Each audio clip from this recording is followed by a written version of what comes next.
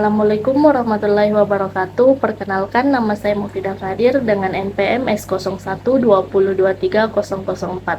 Pada kesempatan ini saya akan menjelaskan materi tentang pemerintahan daerah. Yang pertama yaitu memahami pemerintahan.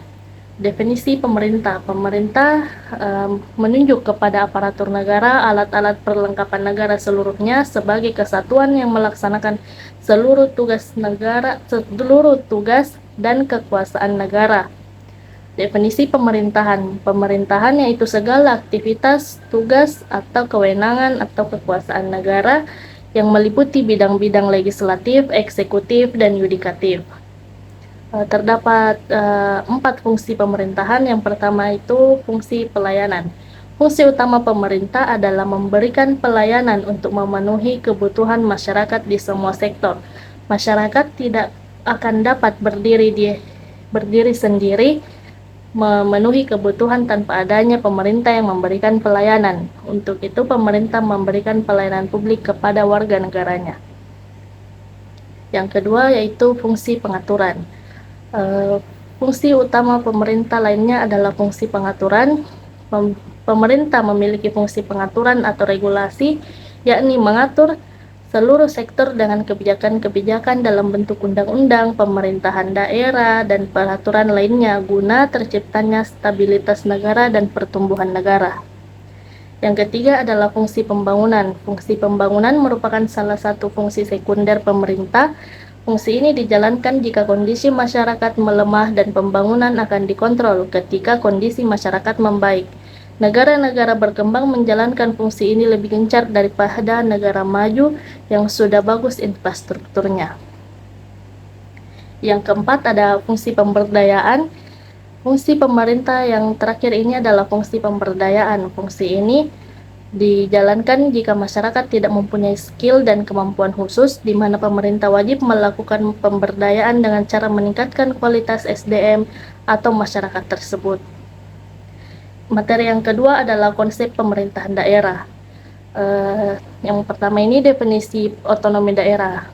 Otonomi daerah adalah pemberian kewenangan kepada pemerintah daerah untuk secara mandiri mengatur dan mengelola urusan nasional. Dengan kata lain, pemerintah daerah memiliki hak dan kewajiban untuk membuat keputusan yang berkaitan dengan kepentingan lokal. Artinya, wewenang dan tanggung jawab ditransfer ke tingkat daerah yang lebih rendah dari pemerintah pusat. Mengapa sih otonomi daerah itu penting?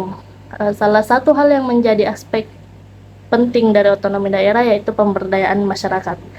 Hal ini membuat mereka memiliki hak untuk berpartisipasi seperti dalam proses perencanaan, proses pelaksanaan, proses penggerakan, dan proses pengawasan. Hal tersebut digunakan dalam penggunaan sumber daya pengelola serta memberi layanan prima kepada publik atau masyarakat.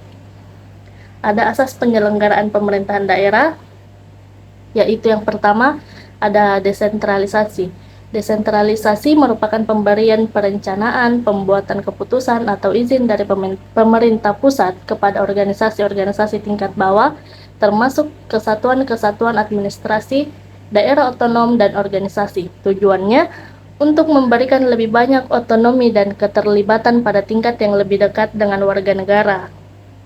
Ada jenis-jenis desentralisasi, yaitu desentralisasi administratif dan desentralisasi politik. Yang kedua ada dekonsentrasi.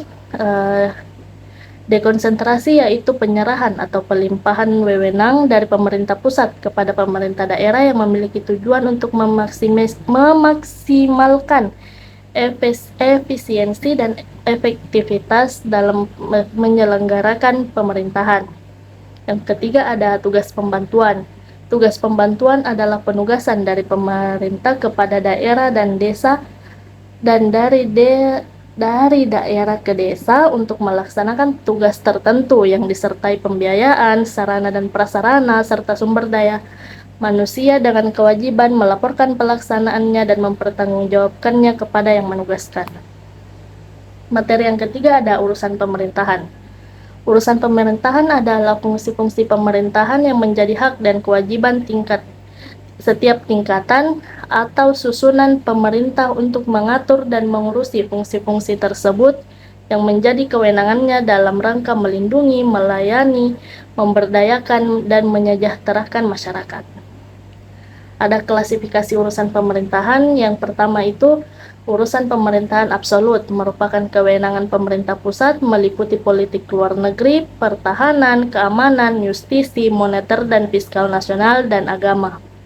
Yang kedua ada urusan pemerintahan konkuren, merupakan urusan pemerintahan yang dibagi antara pemerintahan pusat, daerah provinsi, dan daerah kabupaten atau kota, yang menjadi daerah pelaksanaan otonomi daerah. Urusan pemerintahan konkuren terbagi menjadi dua, yaitu urusan pemerintahan wajib dan urusan pemerintahan pilihan. Yang ketiga adalah urusan pemerintahan umum, yang menjadi kewenangan presiden sebagai kepala pemerintahan, namun diselenggarakan oleh gubernur dan bupati atau wali kota di wilayah kerja masing-masing dengan dibantu oleh instansi vertikal dan dibiayai dari APBN.